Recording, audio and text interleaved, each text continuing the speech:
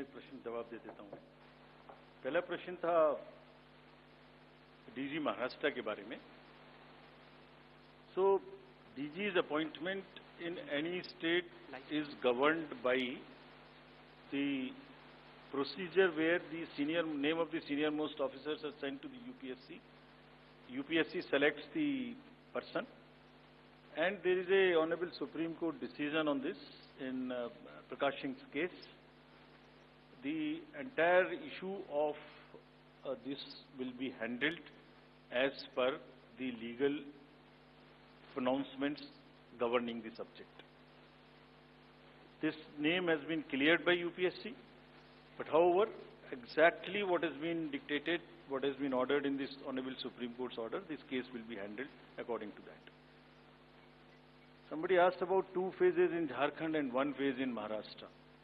Do you remember how many phases were in Jharkhand last time? 5. And now you are asking about 2 also. There are factors in Jharkhand which are about the Naxal areas and others. There are concerns, therefore there are 2. And Maharashtra was 1, it is 1. Exit polls. Actually, I didn't want to touch this subject, but since you are asking.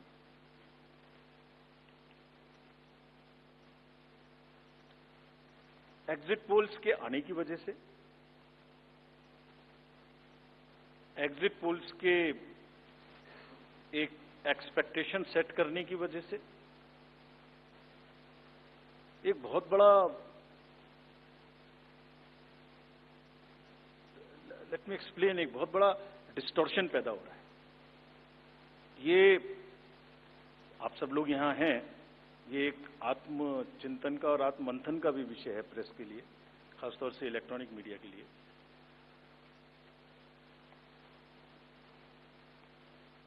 पिछले कुछ election से 2-3 चीजें एक साथ हो रही हैं, अगर हम उसको पूरे कैनवस को एक साथ देखें तो, और ये सबके लिए समझना जरूरी है। पहले एक एग्जिट पोल आता है जिसकी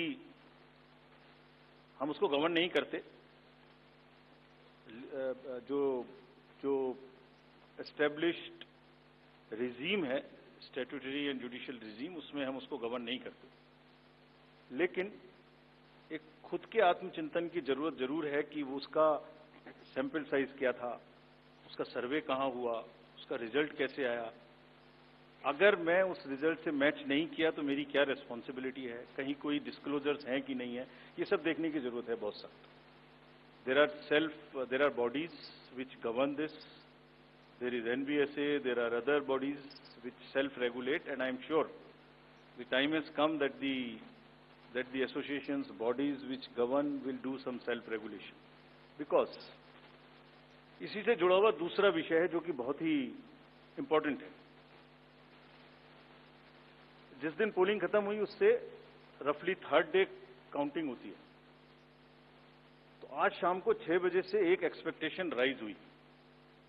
सबने सोचा ये होने वाला है,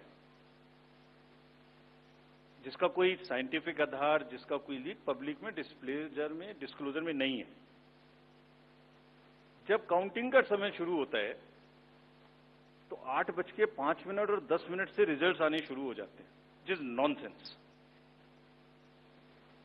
आप बताइए, मेरी पहली काउंटिंग 8:30 बजे शुरू होती है और हमारे पास प्रमाण है इस बार कि 8:05, 8:10, 8:15 पर आने लगा, इतने की लीड, इतने की लीड, इतने की लीड, इतने की लीड। ऐसा तो नहीं है, I am just posing question, we are not gone into this, but ऐसा तो नहीं है कि एग्जिट पोल को जस्टिफाई करने के लिए वो शुरू में ट्रेंड्स आ गए कि हमने तो ऐसा कहा था, वैसे ही ट्रेंड हो रहा है, बाद में जो होगा वो होगा। और अचानक से पहला रिजल्ट एक राउंड का 8:30 बजे जब काउंटिंग शुरू हो रही है तो 9 बजने में 10 मिनट, 9 बजने में 5 मिनट से पहले 20 मिनट भी लगेंगे एक राउंड में, तो आ ही नहीं सकता। और हम उसको 9:30 बजे वेबसाइट पे डालते हैं, 9:31 पे। एग्जैक्टली कभी भी देख लीजिए एक के बाद एक।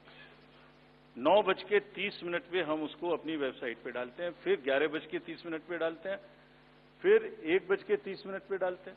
चलिए, आपके कोई कॉरेस्पॉन्डेंट वहां मौजूद थे, उन्होंने पहले बता दिया।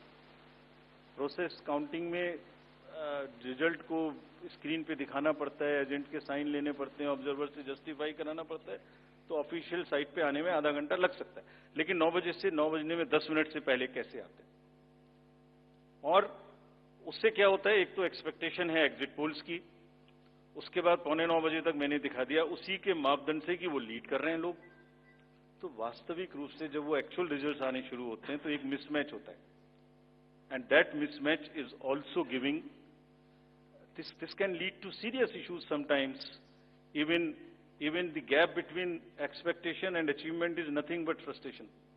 So ये एक विषय ऐसा है जिस पर हम तो नहीं, हमारे हाथ बंधे हुए हैं, लेकिन एक कुछ ना कुछ मंथन की, कुछ ना कुछ, एंड आई एम श्योर जब जब इस देश में, जब जब कंट्री में इस तरीके की जरूरत होती है तो एक सेल्फ करेक्शन हो जाता है, तो सभी रेस्पॉन्सिबल लोग इसका सेल्फ करेक्शन जरूर करेंगे, I am sure about it.